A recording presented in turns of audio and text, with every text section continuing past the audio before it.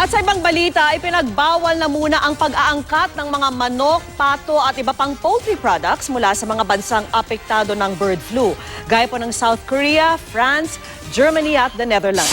Nakatutok si June Veneracion. Sa harap ng banta ng avian influenza o bird flu, nagpatupad ang gobyerno ng Pilipinas ng total ban sa importasyon ng manok, pato at iba pang poultry product mula sa South Korea, the Netherlands, France at Germany simula ngayong araw. Temporary ban naman sa iba pang bansa na nag-aangkat. Ang papayagan lang makapasok sa Pilipinas ay yung mga galing Amerika, Canada at Australia na hindi raw apektado ng bird flu.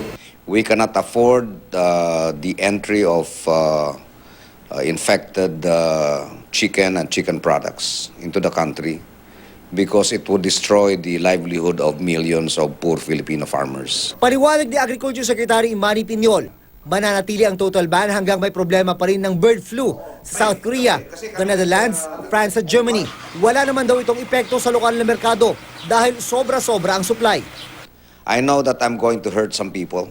Ako po yung humihingi ng paumanhin. Maaari pong merong malugi sa inyo rito. Maaari pong merong masaktan.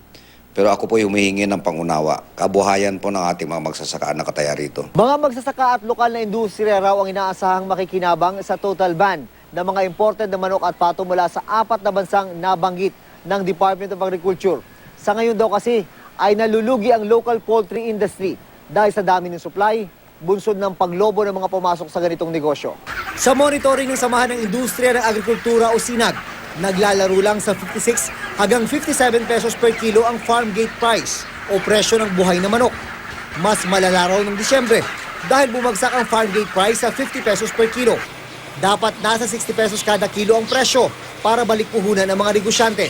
So ito is a opportunity na at least makaka-level up naman yung presyo at hindi sila malugi.